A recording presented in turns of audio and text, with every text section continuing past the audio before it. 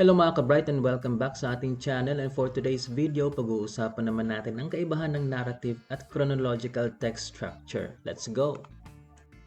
Ang kaalaman tungkol sa mga text structure ay nakatutulong upang maging epektibo sa pagpaparating ng iyong mga ideya.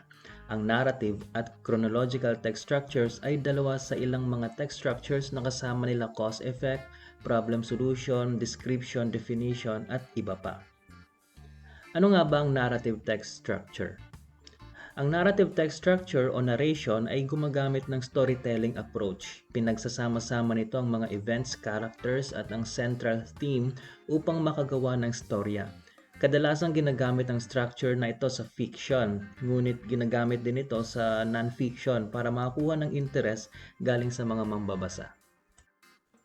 Ang structure na to ay may mga character development. Ipinapakita rito ang mga impormasyon tungkol sa karakter na kailangan upang maintindihan ang kwento. Meron itong plot at conflict. Gumagawa ng suspense ang narrative structure gamit ang pag-i-introduce ng mga challenges at obstacles na kailangan iresolba ng bida. Meron din itong theme at message. Ang narrative ay may malalim na ibig sabihin at lesson, ngunit hindi ito basta-basta makukuha ng mga mambabasa kung hindi niya pag-iisipang mabuti kung bakit naging ganoon ng kwento. Ika nga'y given implicitly. Ang mga key elements ng narrative text structure ay mga sumusunod: exposition, rising action, climax, falling action, at resolution. Kapag kakasimula pa lang ng kwento at pinapakilala ang mga karakter, pinapakita rin ang setting at ang initial na problema, exposition part ito. Rising action naman kapag ang mga series of events ay papunta na sa climax, kumbaga ay gumaganda na ang storya at patindi na ng patindi ang aksyon, tension at conflict. Ang climax naman ay ang turning point sa story. Ang problema at gulo ay nasa malalang punto na kapag action ng genre ng kwento ay dito na naglalaban ng bida at ang kalaban. Falling action naman kapag unti-unti nang naresolba ang problema at nagiging kalmado ng mga scenes. Ito ay papunta na sa susunod na element na resolution kung saan ay naresolba na ang gulo at may conclusion ang story.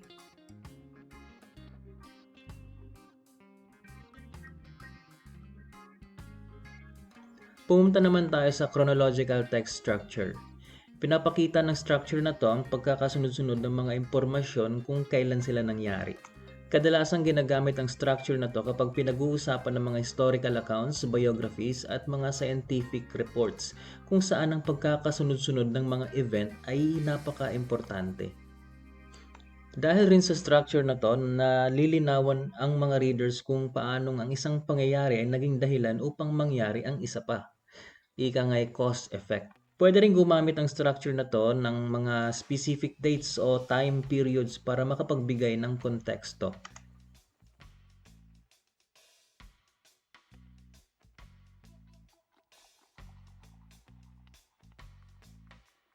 Ang narrative at chronological structures ay parehong nakapagbibigay ng impormasyon, subalit nagkakaiba sila ng purpose, emphasis at overall approach to storytelling.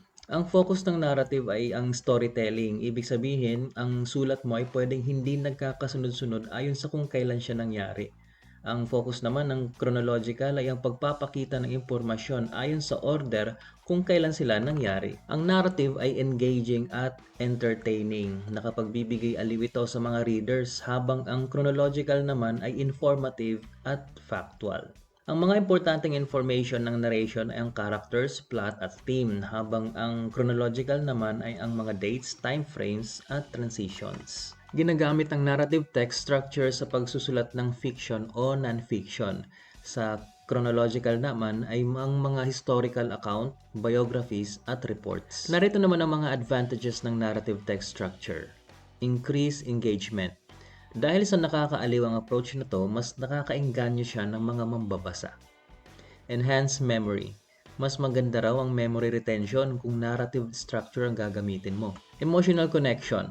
Ang mga mambabasa ay nakaka-relate sa mga characters. Ito ay marahil ang mga experiences ng mga characters ay pwedeng mangyari sa totoong buhay na naiintindihan naman ng mga readers. Dahil dito, nagkakaroon ng emotional connection. Advantages of chronological text structure. Ang mga text na may ganitong structure ay may malinaw na time progression. Ipinapakita ang mga impormasyon na naka-arrange in order of happening. Ang mga specific dates and time frames ay nakapagbibigay ng eksaktong context. And lastly, dahil nga ito ay chronological, malinaw ang structure at madaling maintindihan ang mga events at ang kanilang relasyon sa isa't isa. Kailan dapat gamitin ang dalawang structures? Kung ano ang dapat gamitin, alamin muna kung ano ang purpose ng sulat mo. Alamin mo rin kung sino ang mga gusto mong mga mambabasa o target audience.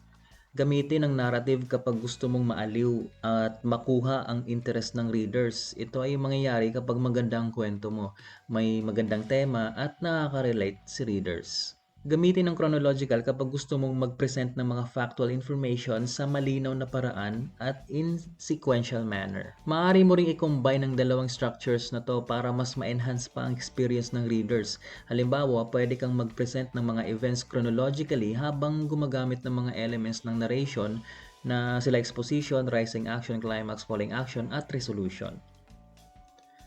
Tandaan, bilang mag-aaral, dapat ay alam natin kung paano gumawa ng mga sulatin na may narrative o chronological structure. Subalit nararapat din na alam natin kung kailan natin ito gagamitin upang maging mas epektibo sa pagbibigay ng impormasyon.